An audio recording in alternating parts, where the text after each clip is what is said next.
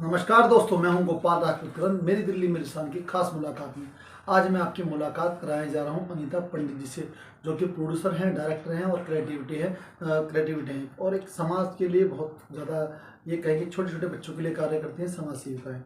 Madam का मेरी दिल्ली मेरी शान में की खास मुलाकात में बहुत बहुत स्वागत है। नमस्कार, मैं अनीता पंडित। मैम, आपके बारे में कहा जाता है कि आप समाज सेविका भी हैं, डायरेक्टर भी हैं और बच्चों के लिए तो आप खास अपने दिल में ऐसा स्थान रखते हैं कि उन्हें आगे बढ़ाने के लिए दिन रात लगी रहती हैं। आपने एक कार्यक्रम भी करा था अभी कुछ दिन पहले APJ अब्दुल कलाम के ऊपर, जिसमें बच्चों को आपने सम्मानित किया, जो कि प्रतिभाशाली बच्चे हैं। लेकिन वो हम बात बाद में करेंगे, पहले हम बात करते हैं। मैडम, हम जानना चाहेंगे आपके जीवन के कुछ अनछुए पहलुओं के बारे में। तो आपका प्राथमिक जीवन कैसा रहा? प्राथमिक जीवन तो बहुत अच्छा रहा, लेकिन ये बहुत कठिनाइयों से मेरा जीवन बहुत रहा। आगे बहुत बचपन में भी मुझे बहुत कठिनाइयों का सामना तो करना कहाँ पड़ा। आपका जन्म है? आपकी पृष्ठभूमि? छत्तीसगढ़। छत्तीसगढ़ से आप लोग हैं। तो एजुकेशन के बारे में कैसा रहा? तो बहुत अच्छी स्थिति नहीं रहेगी उस जमाने में। नहीं, एजुकेशन तो मैं पापा मेरे इंजीनियर हैं। हाँ। इंजीनियर थे, अभी तो रिटायर हो गए हैं। तो और हम 3 बहनें और 1 भाई हैं।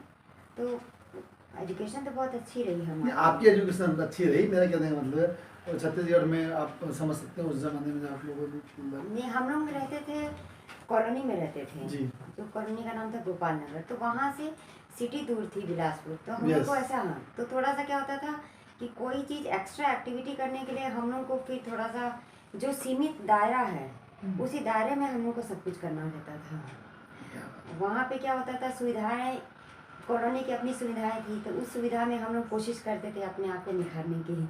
और हमारे टीचर्स भी और हमारे पेरेंट्स भी बहुत सपोर्टिव रहे इस चीज़ में कि मतलब नहीं, आपको आप एजुकेशन तो आपको ज़रूरी है, उसके साथ जो आपके अंदर एक्स्ट्रा टैलेंट है उस टैलेंट को हमेशा उभारिए। मतलब कहा जाता है कि जो अक्सर क्या होता है, लड़कियों के साथ ये होता है कि आप एजुकेशन पे ध्यान दीजिए, घर पे ध्यान दीजिए, पर आपके साथ विपरीत परिस्थिति थी मतलब। नहीं, हाँ, पापा मेरे बोलते थे, हाँ। नहीं, शादी के बाद तो काम तो हमारे बच्चों को करना ही है, वो तो इनका लाइफ का पार्ट है। लेकिन इसके पहले जो हमारे अंदर टैलेंट है, जो प्रतिभा है, उस प्रतिभा को हम ही निखार सकते हैं।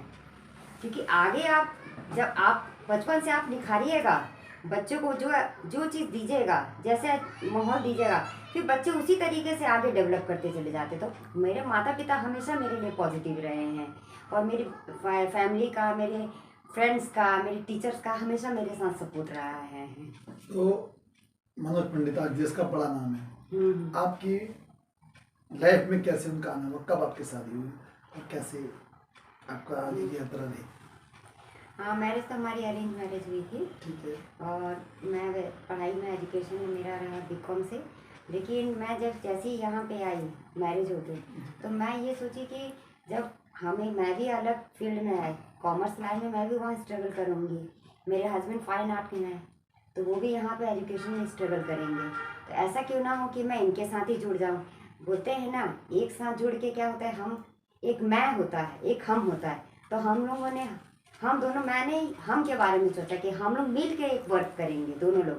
तो ये जब ये आर्ट वर्क करते थे तो मैं ड्राइंग कर देते, तो मैं उसमें ग्राफिक डिज़ाइनिंग का काम करती थी। और जहाँ पर जब जैसे जैसे हमेशा आगे वर्क करते चले गए, तो इनका हर जगह से ना, इनका बहुत ज़्यादा सपोर्ट रहा मेरे लिए, मेरी लाइफ में। और मैरिज के बाद भी इनके माता पिता, इनकी फैमिली का भी बहुत सपोर्ट रहा।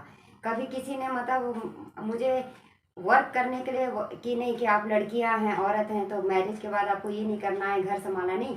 घर संभालने में बाद में ध्यान दिए, पहले आपके अंदर क्या प्रतिभा है।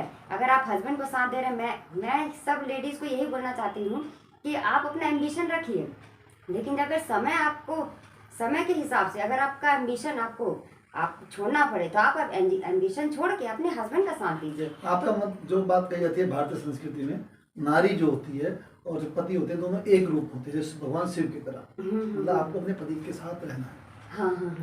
आपका मतलब ये है इस बात। पति का हमेशा साथ दीजिए, चाहे वो प्रोफेशन हो चाहे पर्सनल लाइफ हो। एक मैं बात हटके कहना चाह रहा हूँ, आजकल लोग कहते हैं कि रिश्ते ना पैसों पे आधारित रह रहे हैं। कभी विपरीत परिस्थिति आती है तो हमारे एक मित्र हैं, अधिवक्ता हैं देश के बहुत बड़े, संजय खेड़ा जी, वो अक्सर कहते हैं कि आजकल उनको एक केस बढ़ते जा रहे हैं मतलब ऐसे परिवारों के कि जब आर्थिक स्थिति कमजोर होती है तो लोगों में तनाव आ जाता है रिश्तों में। तो आप आज की महिलाओं के लिए संदेश देना चाहेंगे कि पति की विपरीत परिस्थिति हो आर्थिक तौर पे तो कैसे उनको? देखिए, आर्थिक स्थिति उनकी भी कमजोर नहीं, आर्थिक स्थिति हमारी भी कमजोर होती है, ऐसा नहीं है। जब हम साथ देते हैं अपने हस्बैंड का तभी भी आर्थिक स्थिति कमजोर होती है, लेकिन हम उस समय हमको अपने विवेक का इस्तेमाल करना चाहिए। हमको ये सोचना चाहिए कि हम अपने लिए नहीं सोचे, हम अपने पति के लिए सोच रहे हैं। हाँ, नॉर्मली होता है कि लोग अपने लिए सोचते हैं, अपने लिए नहीं सोचना है, आपको उनके हिसाब से सोचना है। आप उनकी जगह खड़े होकर रहे देखिए ना कि उनको, हाँ, उनको क्या प्रॉब्लम सॉल्व, दिक्कत आ रही है, क्या परेशानी आ रहा है। अगर आप ये चीज़ सोचेगा तो आप तुरंत ही प्रॉब्लम सॉल्व कर दीजिएगा। कोई बड़ी बात नहीं, लाइफ है तो प्रॉब्लम तो आएगी, जीवन है तो स्ट्रगल तो होगा, उतार चढ़ाव आते रहते हैं, उतार चढ़ाव आएंगे, संघर्ष है। अगर लाइफ में संघर्ष नहीं होगा तो फिर खुशियों का फायदा है, मजा कैसे लीजिएगा आप? अच्छा, आपके पतिदेव आज एक बहुत अच्छे कलाकार हैं या ये कहूँगी बहुत अच्छे पर्दे पे विलियन है, तो निजी लाइफ में क्या कैसा देखते हैं आप उन्हें? निजी लाइफ मैं तो उनको ऐसे एक्टर ही देखती हूँ निजी लाइफ, में वो बीमार भी रहते हैं ना तो मुझे लगता है ना कि एक्टिंग कर रहे हैं ये, मतलब सीरियसली बीमार नहीं। आज तक मैं इनकी कोई चीज़ को, इनकी प्रॉब्लम को कभी सीरियसली नहीं ली, हमेशा खुल के हंस के देखी कि यार ये चीज़ है, इसका सॉल्यूशन क्या होगा। अच्छा, प्रॉब्लम तो आएगा ही लाइफ। आपको लगता है हर समय कैरेक्टर में? हाँ, हर समय कैरेक्टर में रहते हैं। मैं कभी इनको प्रॉब्लम में, कभी इनको इनकी खुशी से, इनके गम से कभी मैं परेशान नहीं हुई। मैं हमेशा अकेले हो जाती थी, अकेले जाके बैठती थी कि हाँ इसका सॉल्यूशन क्या होगा। प्रॉब्लम तो सब कोई दिक्कत तो आ रही है, लेकिन इसका सॉल्यूशन कुछ तो होगा जो हम नहीं समझ पा रहे। अब हम अकेले बैठेंगे, 2 पल अकेले बैठिए और फिर देखिए कैसे लाइफ, जो आपका प्रॉब्लम है वो प्रॉब्लम से ही सॉल्यूशन आपको मिलता है। हम सोचते हैं ना कि हमारे पास प्रॉब्लम पहले आता है, सॉल्यूशन पहले आ जाता है, लेकिन हम 1 मिनट, अगर 2 मिनट बैठ के देखेंगे ना तो हमको पता चलेगा कि हमारे पास सॉल्यूशन उस वक्त आया हुआ था, हम उस पर ध्यान नहीं दिए। ये चीज़ है। आपने बहुत अच्छे प्रोजेक्ट करे हैं, अभी आपके इनके प्रोजेक्ट को लेकर काम कर रहे हैं? अभी तो मेरी एक फिल्म आई सितंबर रिलीज, जिसमें मैंने प्रोजेक्ट मैनेजर का काम किया, और अभी कई फिल्मों की बात चल रही है।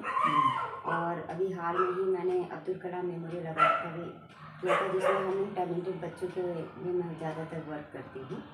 तो उसमें क्या होता है, बहुत से होते हैं पेरेंट्स जो मतलब अपने बच्चों को के अंदर टैलेंट होता है, लेकिन होता उनको ये नहीं मिलता है, पाथ नहीं मिलता है, उनको जगह प्लेटफॉर्म नहीं मिल पाता है। तो हम उन बच्चों के लिए काम करते हैं, जैसे बच्चे अमीर हो या गरीब हो, वो नहीं, बच्चे बच्चे ही होते हैं हम। अच्छा, अभी कोई आप लोगों की कोई मतलब प्रयोजन के साथ कोई फिल्म आने वाली है या कुछ आपको?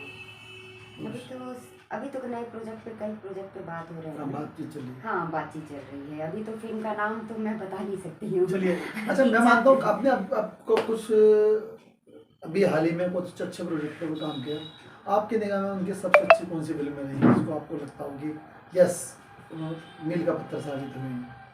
मुझे तो इनकी लव और राजनीति बहुत अच्छी लगी है। अच्छा। क्योंकि इसमें लव और राजनीति, ये रवि किशन के से है, मतलब एक एक्टर, बहुत अच्छे एक्टर, उनके साथ एक फर्स्ट इनका अटेम्प्ट था, एक बड़े एक्टर के साथ वर्क करना फर्स्ट अटेम्प्ट था।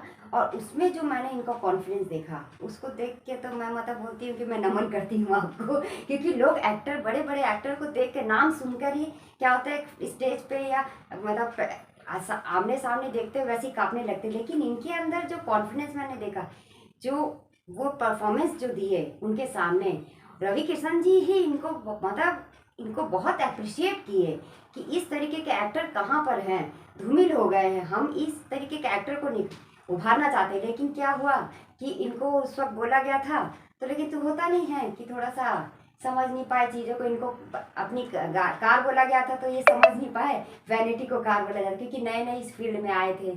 और बहुत अच्छा परफॉर्म, मुझे तो इनका वाला परफॉर्मेंस, राजनीति, लव और राजनीति में जो किए थे परफॉर्मेंस, वो बहुत अच्छा लगा मुझे। परफॉर्मेंस, जो एक्सप्रेशन और वेरिएशन जो उन्होंने दिया था, वो मुझे बहुत ही पसंद आया। आज की अनीता पंडित में और 10 साल पुरानी अनीता पंडित में क्या फ़र्क समझते हैं, कहाँ देखती हैं अपने? उसमें तो बहुत फ़र्क है। एक समय था कि मैं बोल नहीं पाती थी। मैं हमेशा सहमी डरी डरी सी रहती थी। और क्या होता था कि मैं ज़्यादातर किताबों को पढ़ने में, मतलब अपने आप को बुक्स पढ़ने में बहुत ज़्यादा मुझे अच्छा लगता था। मैं ये सोचती थी कि हाँ, मेरे अंदर कुछ ना कुछ तो भगवान ने ना कुछ ना टैलेंट तो दिया है।